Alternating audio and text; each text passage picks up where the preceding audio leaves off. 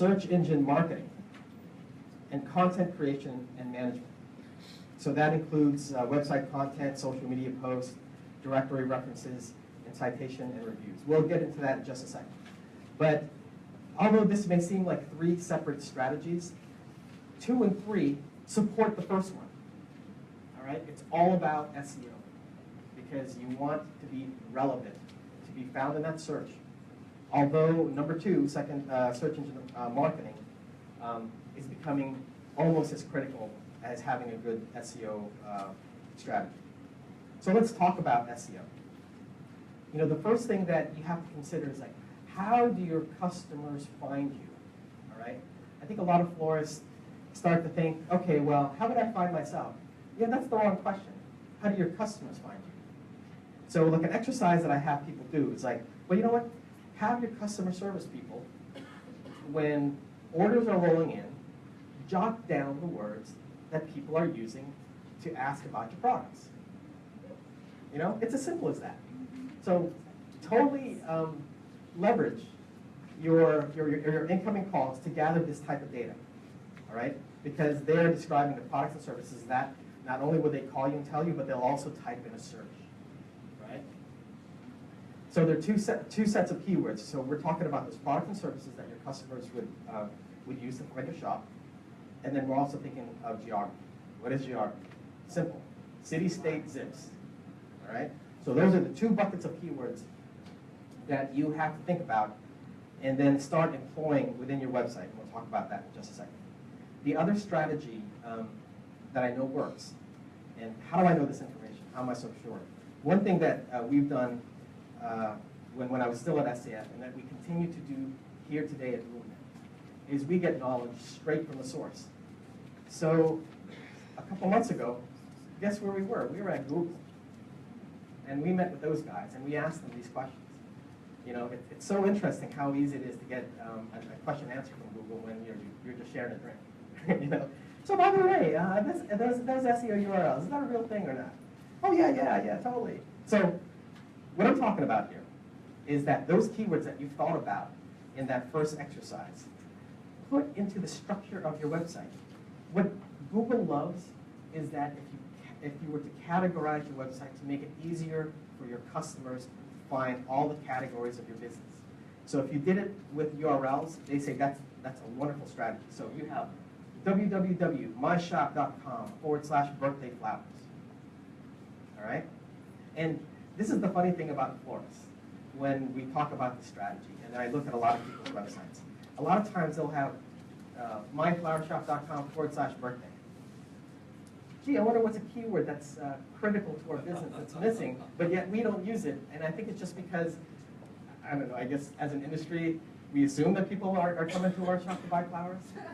You know? Yeah, well, yeah, that's it. But it's like, oh yeah, light bulb. You know? Let's go ahead and put all those keywords that our customers will type, including flowers. All right? So the other SEO strategy is every page on your website. So that's the home page.